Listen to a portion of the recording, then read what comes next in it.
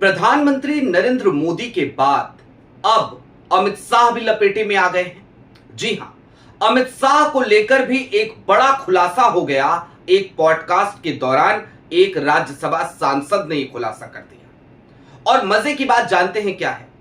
आज की तारीख में एक बार फिर से पूरी सीरीज को जरा सिलसिलेवार तरीके से देखने की जरूरत है और यह समझने की जरूरत है कि क्या वाकई में अब एक तरफ जहां प्रधानमंत्री नरेंद्र मोदी के सितारे गर्दिश में हैं, तो दूसरी तरफ राहुल के सितारे बुलंदी पर जाते हुए नजर आ रहे हैं क्या?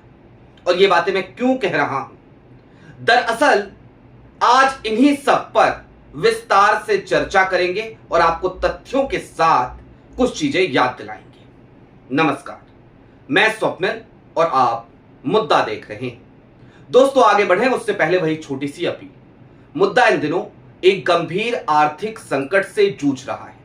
एक तरफ हमारे मेन बैंक अकाउंट्स बीते लंबे समय से फ्रीज चल रहे हैं, तो दूसरी तरफ हमारे 2.5 साल पुराने चैनल को हमसे लंबे समय तक छीन कर रखा गया था।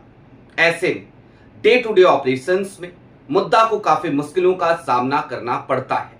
लिहाजा आपसे गुजारिश है, यदि आप चाहें तो स्क्रीन पर दिख रहे क्यूआर कोड या फिर के नीचे दिख रहे यूपीआई नंबर्स के जरिए मुद्दा की छोटी छोटी मदद जरूर कीजिएगा, ताकि आज के दौर में हम इन तमाम कठिनाइयों से जूझते हुए भी अपनी बेबाकी को जिंदा रख सकें।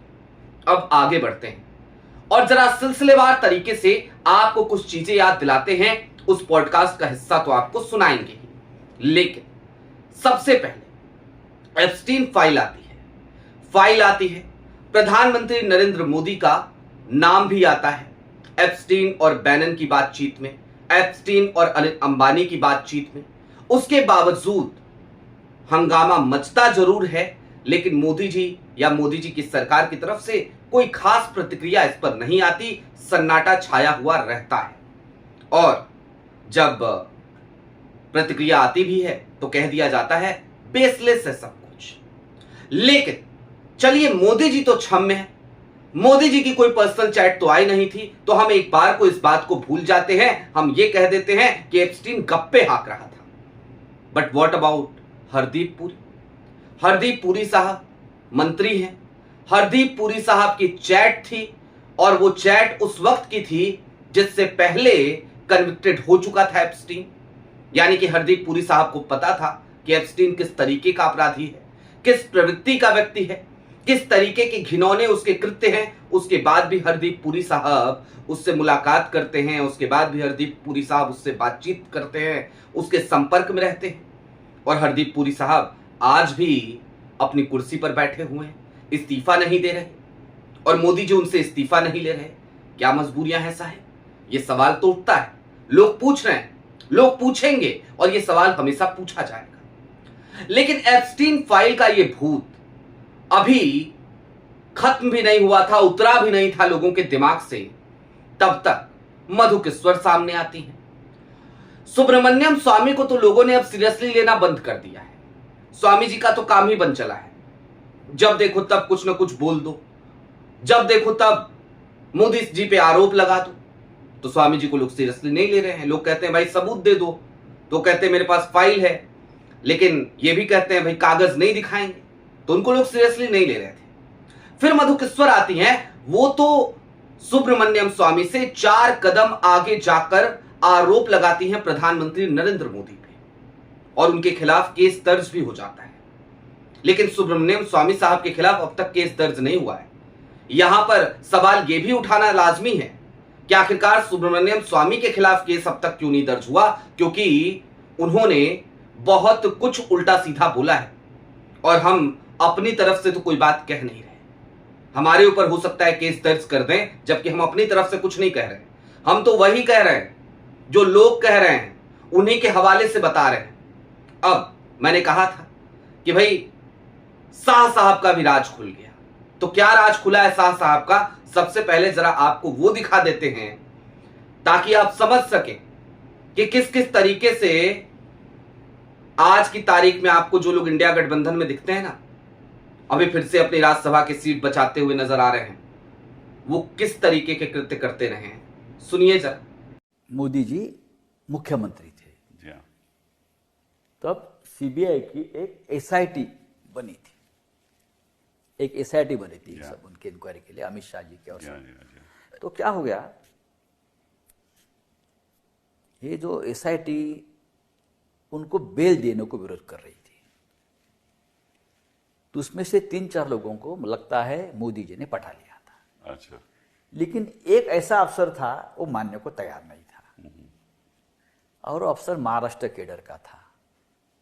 तो मोदी जी बार बार पवार साहब को आकर रिक्वेस्ट कर रहे थे कि आप उस अफसर से बात करो, वो आपकी बात मानेगा, यही उनका है, वो आपकी बात मानेगा। तो पवार साहब बोले मैं कैसे बोल सकता हूँ। तो पवार तो ये साहब बात पवार साहब ने आपको बताई? क्या, अच्छा, और हमको मालूम भी था उसमें उस वक्त, तो एक कंफर्म किया हमने। अच्छा, तो बाद में क्या हो गया कि पवार साहब ने पूछा किसके लिए, तो अमित शाह। तो पवार साहब उस नाम से परिचित नहीं थे, कौन है, मेरा खास आदमी है अच्छा, और काम का आदमी है बोले।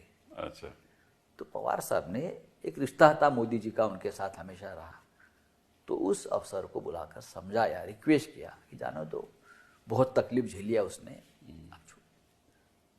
उनको मदद हो गई। सुना आपने संजय राउत को, दिल से विद कपिल सिब्बल का यह एपिसोड है, और कपिल सिब्बल साहब के साथ बातचीत करते हुए संजय राउत इस बात का जिक्र करते हैं और बताते हैं कि सीबीआई की एक एसआईटी थी, अमित शाह की बेल को डिनाई कर रहे थे वो लोग, उसमें से 4-5 लोगों को इन्होंने पटा लिया, मना लिया, जो भी कर लिया, कॉम्प्रोमाइज करा लिया, लेकिन एक अफसर मानने को तैयार नहीं था, और वो जो अफसर मानने को तैयार नहीं था वो महाराष्ट्र का था।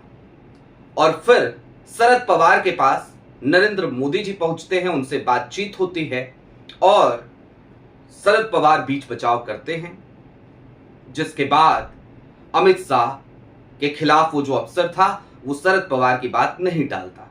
पवार वैसे भी एक बड़ी शख्सियत रहे, आज भी हैं महाराष्ट्र के, तो जाहिर सी बात है कोई अधिकारी बात नहीं टाले, इसमें कोई दो राय नहीं है, तो नहीं टाली उसने, हो गई जमानत, ये कह रहे हैं संजय राउत। उन्होंने अपनी किताब में भी इस बात का, इस वाकये का जिक्र किया है। अब दोस्तों, मैंने कल की तारीख में आपको एक एक्स आईपीएस अफसर एम नागेश्वर राव, उन्होंने क्या खुलासा किया था वो भी बताया था, एक बार उसको भी याद कर लीजिए। और उससे पहले जरा ये याद कर लीजिए कि एम नागेश्वर राव है कौन भाई, कोई छोटा मोटा आदमी नहीं है।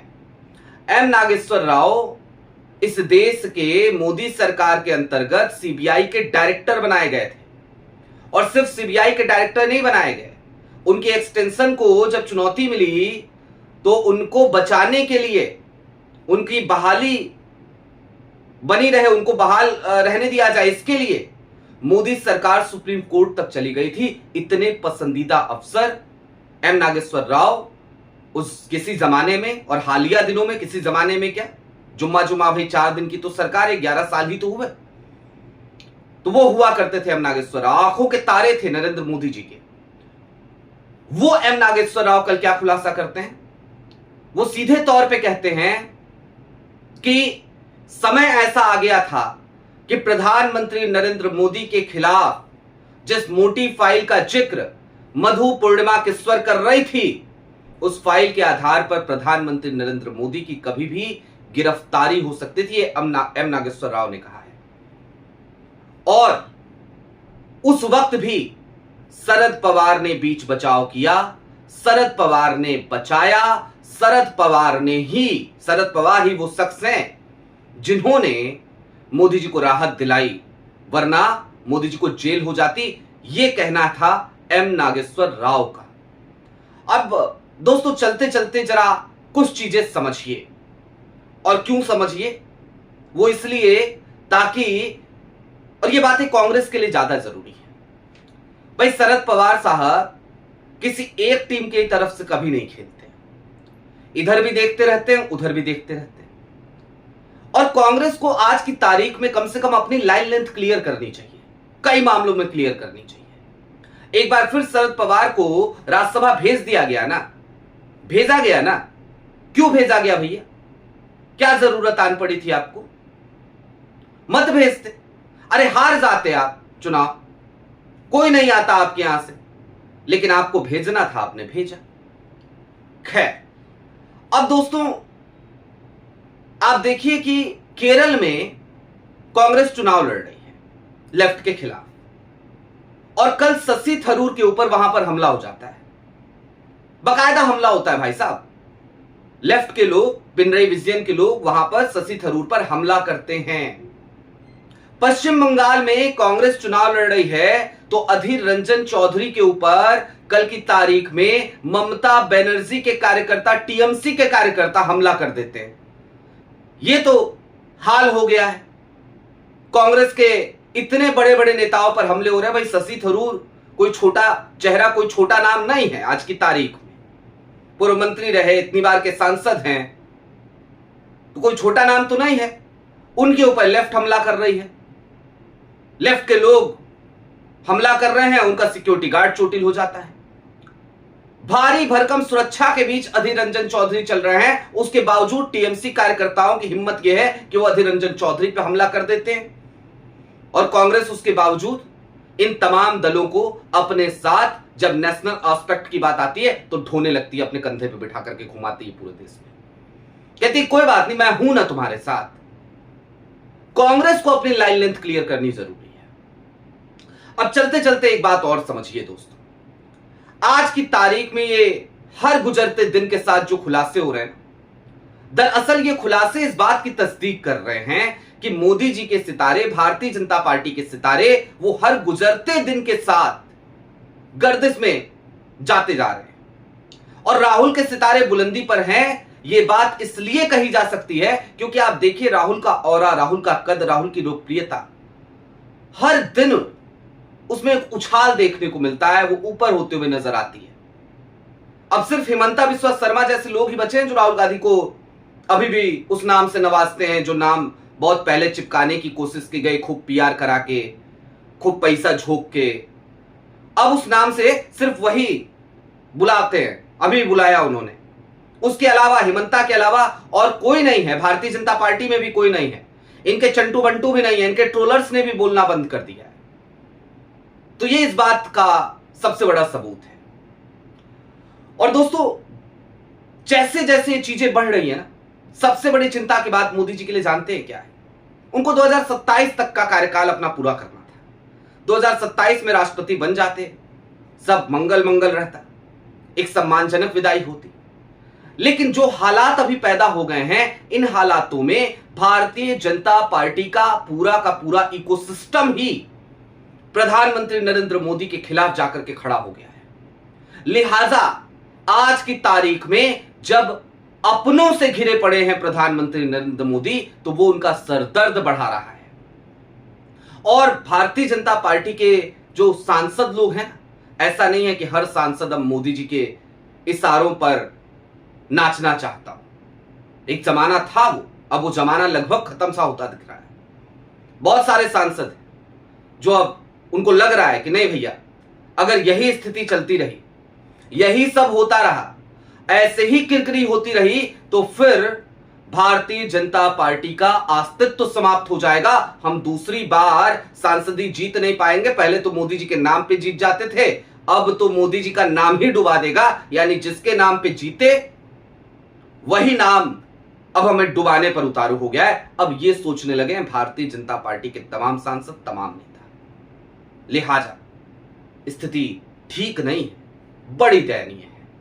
आपकी क्या राय है वो हमें कमेंट बॉक्स में जरूर बताइएगा। अभी के लिए दीजिए इजाजत। चलते चलते फिर वही अपील, चैनल पे नए हो तो सब्सक्राइब करते हुए जाइएगा, सक्षम हो तो छोटी छोटी मदद मुद्दा की जरूर कीजिएगा, ताकि हमारी बेबाकी इस मुश्किल हालात में, इस अजीब से माहौल में भी बनी रहे और हम खुल करके इन खबरों पर यूं ही अपनी बात रख सकें। आपकी क्या राय है जरूर बताइए, हमें इंतजार रहेगा। बहुत शुक्रिया।